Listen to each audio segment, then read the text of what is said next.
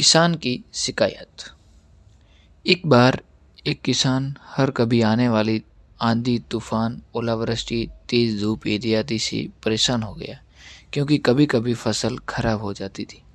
इसलिए वह परेशान होकर ईश्वर से शिकायत करने लगा। किसान बोला, आप ईश्वर तो हो, लेकिन फसल को कब क्या चाहिए इसकी जानकारी नहीं है। जिसकी ज़रूरत भी नहीं होती है वह भी दे देते हैं। इसलिए आपसे विनती करता हूँ कि आप मुझे एक मौका दीजिए, मेरे कहे अनुसार मौसम कीजिए, फिर हम सब किसान अन्न के भंडार भर देंगे। ईश्वर मुस्कुराए और बोले, ठीक है, आज से तुम्हारे अनुसार मौसम रखूँगा। किसान खुश हो गया।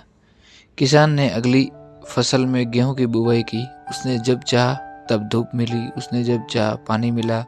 पानी की तो उसने बिल्कुल कमी नहीं आने दी। आंधी, बाढ़ और तेज धूप तो उसने आने ही नहीं दी। समय बीतने पर फसल बढ़ गई।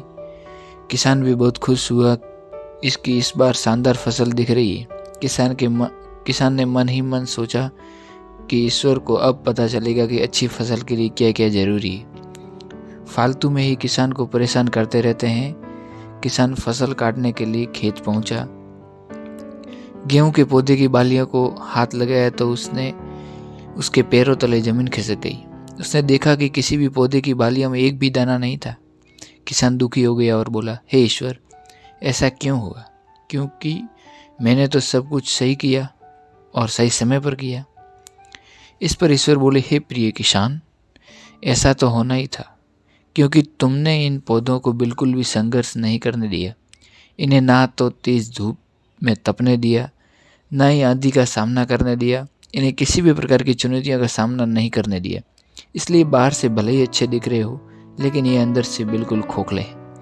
इनके अंदर कुछ भी दाने नहीं है। पौधे जब विभिन्न चुनौतियों का सामना करते हैं तो उनमें ऊर्जा पैदा होती है। ये ऊर्जा उनके अंदर सही सामर्थ्य पैदा करती है जिसके लिए वो बने हैं।